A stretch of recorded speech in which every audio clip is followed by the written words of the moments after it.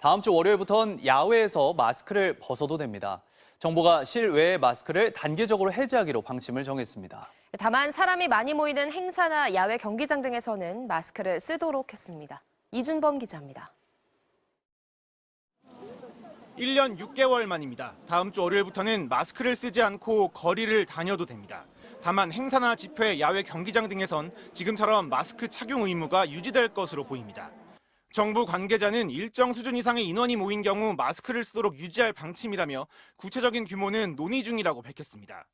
전면 해제 대신 조건을 달기로 한 건데 새 변이로 인한 재유행 가능성이 있는 만큼 단계적 접근을 하겠다는 겁니다. 조건부 해제긴 하지만 다음 달 말까지 결정을 미뤄야 한다는 인수위 요구는 반영되지 않았습니다. 결정을 한 달 이상 늦춰야 하는 과학적 근거나 명분이 없다고 판단한 겁니다. 영업시간과 사적 모임 인원 제한 등 방역 조치를 모두 풀었지만 우려와 달리 확진자는 계속 감소하고 있습니다. 거리두기 폐지가 발표된 4월 둘째 주 하루 평균 확진자는 14만 9천 명, 이번 주에는 6만 2천 명 수준으로 절반 넘게 줄었습니다. 인수위의 해제 연기 요구를 그대로 받아들일 경우 오히려 정치 방역으로 비칠 수 있다는 점도 우려한 것으로 전해졌습니다. 방역당국은 인원 제한 규모에 대한 추가 논의를 거쳐 오늘 아침 중앙재난안전대책본부 회의에서 마스크 해제 방침을 발표할 예정입니다. 인수위는 이런 결정에 대해 사전 교감이 없었다며 불편한 기색을 내비쳤습니다. MBC 뉴스 이준범입니다.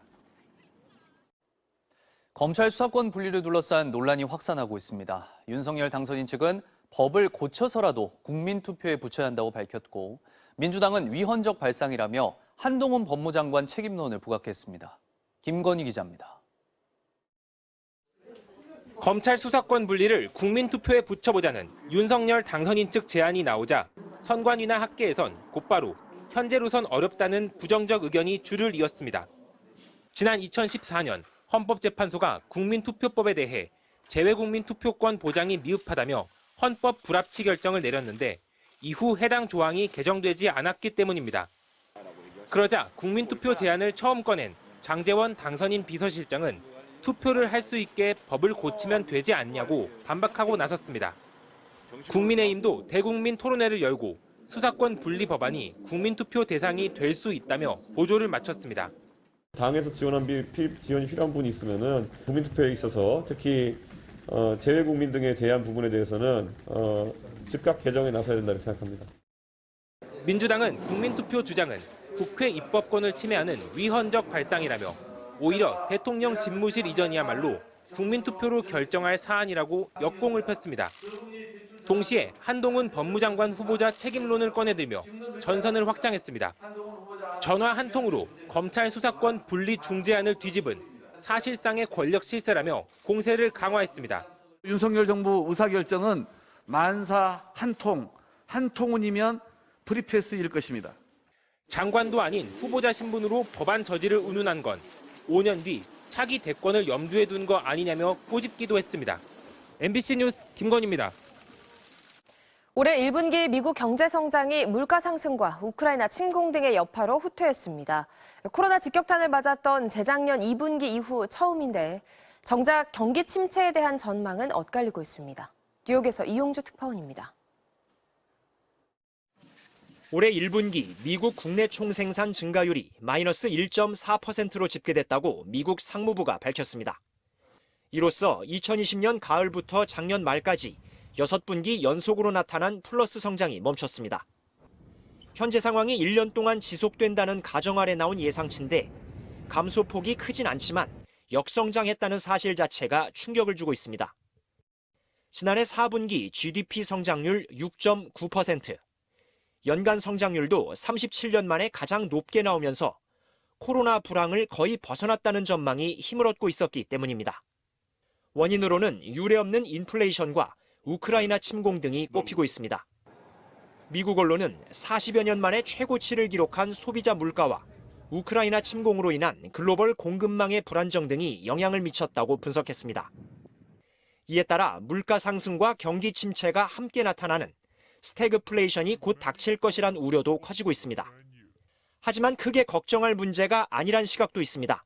지난해 말부터 소비재 수입이 크게 늘어 무역 적자가 심화된 데 따른 일시적인 현상에 불과하다는 겁니다. 바이든 대통령도 경기 침체를 걱정하지 않는다고 말했습니다.